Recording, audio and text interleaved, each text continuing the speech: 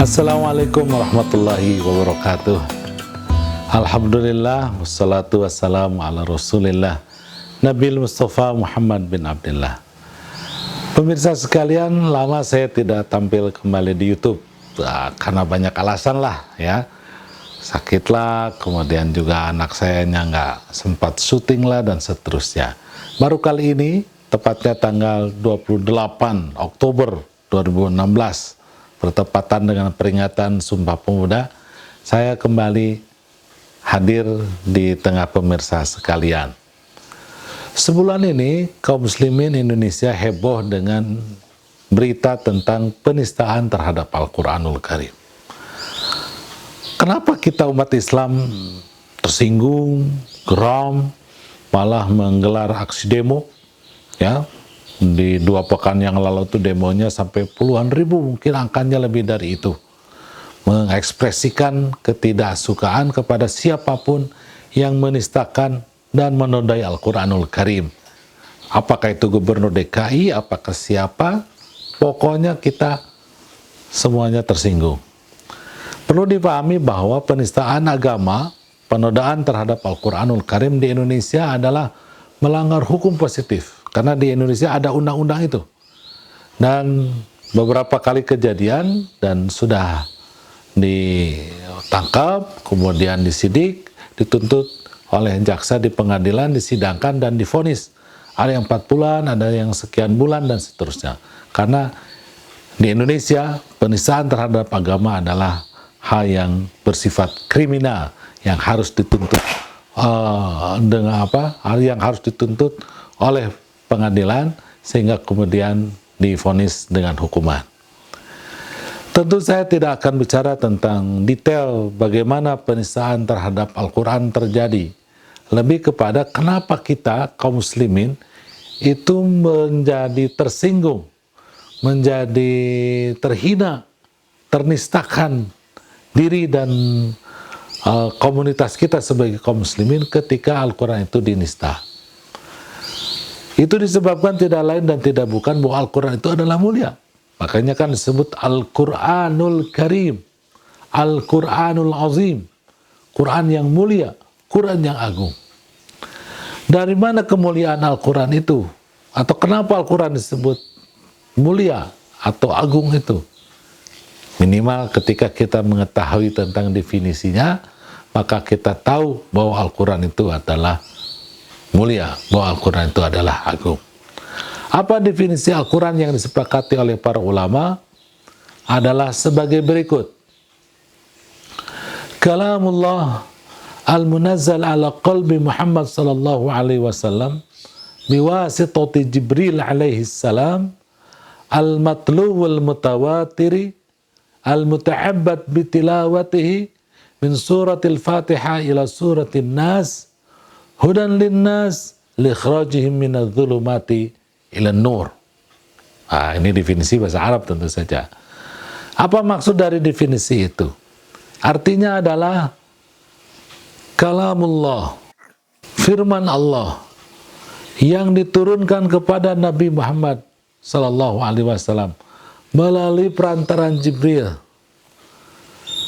Derajat keriwayatannya pasti benar karena mutawatir. Bernilai ibadah sekedar membacanya. Yang ke-6, dari surat Al-Fatihah sampai surat An-Nas sebanyak 114 surat. Dan dia berfungsi, yang ke-7, petunjuk buat manusia agar manusia keluar dari kegelapan menuju kepada alam terang benderang. Jadi ada 7 poin dalam definisi itu yang karenanya Al-Quran itu menjadi mulia. Yang pertama saya ulangi adalah kalamullah alias firman Allah. Kalau Al-Quran adalah firman Allah Subhanahu wa Ta'ala, maka bukanlah dia makhluk. Karena kalau Al-Quran itu adalah makhluk, berlaku sifat kemakhlukan pada Al-Quran tersebut, yaitu fana. Artinya dia hanya cocok untuk satu masa, tidak cocok untuk masa yang lain. Dia cocok untuk satu bangsa, tidak cocok untuk bangsa lain. Padahal Al-Quran kan tidak demikian. Dia harus berlaku sepanjang masa sampai dengan kiamat. Dia harus berlaku di seluruh negeri dimanapun juga berada. Karena Al-Quran adalah ditujukan linnasi kafatan, untuk seluruh manusia tanpa kecuali. Oleh karena itu, firman Allah atau kalamullah dalam bahasa Arabnya ini adalah hal yang paling utama dari Al-Quran. Kalau Al-Quran itu adalah firman Allah, kalam Allah, maka melekat padanya segala kemahaan Allah Subhanahu wa Ta'ala. Kita tahu bahwa Allah itu Halim, Maha mengetahui. Maka Al-Quran melekat padanya segala ilmu Allah. Dia adalah sumber ilmu pengetahuan, terutama bagaimana kita menjalani kehidupan di muka bumi ini. Terutama juga kita memahami apa yang terjadi setelah kematian di kehidupan akhirat nanti. Allah itu adalah Hakim, Maha bijaksana. Maka segala kebijaksanaan kita temukan di dalam Al-Quran. Syariat yang digariskan, perintah yang Allah sampaikan kepada kita, larangan yang dilarangkan untuk manusia, semuanya di baliknya kita temukan hikmah, ditemukan kebaikan yang sangat luar biasa. Karena Al-Quran adalah kalamullah, omongan Allah Subhanahu wa Ta'ala yang karenanya segala kemahaan Allah Subhanahu wa Ta'ala melekat padanya. Atau sifat yang lain, al-haq, al-mutakabbir, atau sifat yang lainnya apa saja yang itu merupakan sifat Allah, maka pasti melekat pada kalamullah, pada Al-Quranul Karim. Yang kedua, pemirsa sekalian yang dimuliakan oleh Allah Subhanahu wa Ta'ala, adalah al-munazzal ala qalbi Muhammad. Al-Quran itu diturunkan kepada qalbunya Nabi Muhammad. Ini penting untuk difahami, untuk kita yakini bahwa dalam Al-Quran tidak ada yang namanya human error. Karena wahyu yang disampaikan Allah kepada Nabi Muhammad melalui Jibril ini secara langsung masuk ke dalam qalbu Nabi Muhammad, langsung masuk kepada hati Nabi Muhammad. Di surat Al-Qiyamah Allah berfirman, la tuharrik bihi lisanaka lita'jala bih. Wahai Muhammad, jangan kau gerakkan lisanmu untuk mengikuti bacaan Jibril, karena kami yang menghimpunkan di dalam hatimu, dan engkau tinggal ikuti saja bacaannya, engkau tinggal menyampaikannya, sehingga kemudian apa yang disampaikan kepada para sahabat itu pasti benar. Ini 15 abad yang lalu.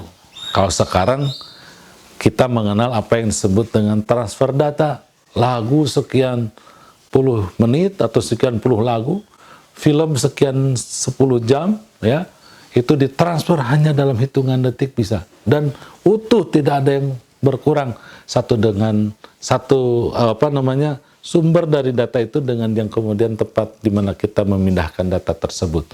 Begitulah Al-Quranul Karim diturunkan oleh Allah melalui Jibril kepada Nabi Muhammad, itu secara otomatis langsung kepada hatinya, kepada qalbunya, sehingga tidak dimungkinkan ada yang disebut dengan human error. Karena Nabi Muhammad adalah manusia biasa, yang tentu saja karena dia manusia, mahalul khata' wa nisyan, ada salah, ada lupa. Dalam sejarah Nabi juga ada Nabi itu lupa, ya. Sholat zuhur misalnya kan harusnya 4 rakaat, dia sholat 2 rakaat saja. Sahabat bingung, ini kok sholat cuma 2 rakaat. Akhirnya ditanya, ya Rasulullah, qasartus sholat, apa kau mengqasar sholat? Kata Rasulullah, enggak. Kalau begitu Anda sholat cuma 2 rakaat, kurang 2 rakaat lagi. Disempurnakan 2 rakaat lagi secara berjamaah, yang kemudian akhirnya berlaku hukum yang disebut dengan sujud sahwi. Belum lagi Rasul juga punya emosi. Surat Abasa wa Tawalla menjelaskan tentang itu. Jadi kalau Jibril menyampaikan wahyu, diperdengarkan kepada Nabi Muhammad SAW, kemudian Rasulullah mengingat-ingatnya, menghafalnya, baru setelah hafal disampaikan kepada para sahabat, dimungkinkan ada yang disebut dengan human error. Tapi karena tidak demikian, maka tidak ada yang disebut dengan human error. Ini menunjukkan tentang keaslian, otentitas Al-Quranul Karim yang sangat luar biasa. Yang ketiga adalah melalui perantaraan Jibril. Ini penting karena bagian daripada keimanan kita kepada malaikat. Dalam rukun iman yang 6 itu ada rukun iman mengimani malaikat. Yang kita imani itu ada 10. Dari 10 itu ada Jibril, dan kita imani tugasnya menyampaikan wahyu. Dari sejak Taurat, kemudian Zabur, Injil, dan juga menyampaikan Al-Quranul Karim. Sehingga SOP-nya, stand of prosedurnya, wahyu itu disampaikan Allah kepada Rasulnya harus melalui Jibril alaihissalam. Dan Al-Quran juga demikian. Makanya kita temukan ada firman Allah langsung kepada Nabi Muhammad SAW, tetapi dia tidak termasuk dalam Al-Quran. Kenapa tidak termasuk dalam Al-Quran? Karena dia tidak melalui Jibril. Contohnya seperti perintah sholat 5 waktu yang Allah sampaikan langsung kepada Nabi Muhammad dalam peristiwa Isra dan Mi'raj. Maka kita tidak akan temukan di dalam Al-Quran perintah sholat 5 waktu, disebutkan jenis-jenis sholatnya, yaitu zuhur, asar, maghrib, isya, dan subuh di dalam Al-Quranul Karim. Betul, kita temukan di dalam Al-Quran banyak sekali perintah sholat, lebih dari 70 ayat yang menerangkan tentang kewajiban kita salat, keharusan kita salat, tetapi menjelaskan keparduan kewajiban salat 5 waktu dengan jenis salatnya masing-masing dan bagaimana kaifiatnya, maka kita tidak akan temukan. Kenapa? Karena itu Allah langsung sampaikan kepada Nabi Muhammad tidak melalui Jibril. Sementara Al-Quran harus melalui Jibril. 3 definisi pertama ini menjadi penting, harus kita yakini, dan yang karenanya kita meyakini, bukan hanya menganggap, meyakini bahwa Quran itu adalah mulia. Yang pertama adalah kalamullah, dia adalah omongan, pembicaraan, kata-kata Allah, firman Allah yang diturunkan kepada qalbu Nabi Muhammad, sehingga tidak dimungkinkan adanya human error, karena Rasulullah hanya mendengarkan saja, langsung hafal, langsung ada di dalam hatinya, tinggal ia bacakan kepada para sahabat, dan dia harus melalui malaikat Jibril alaihissalam sebagai malaikat yang kita imani, yang bertugas menyampaikan wahyu. Karenanya maka Al-Quranul Karim adalah mulia, adalah terhormat, dia agung, tidak boleh ada yang menistakan apakah umat Islam, apalagi dia adalah orang kafir. Ada 4 poin lagi dalam definisi, kita jelaskan di video berikut. Terima kasih. Assalamualaikum warahmatullahi wabarakatuh.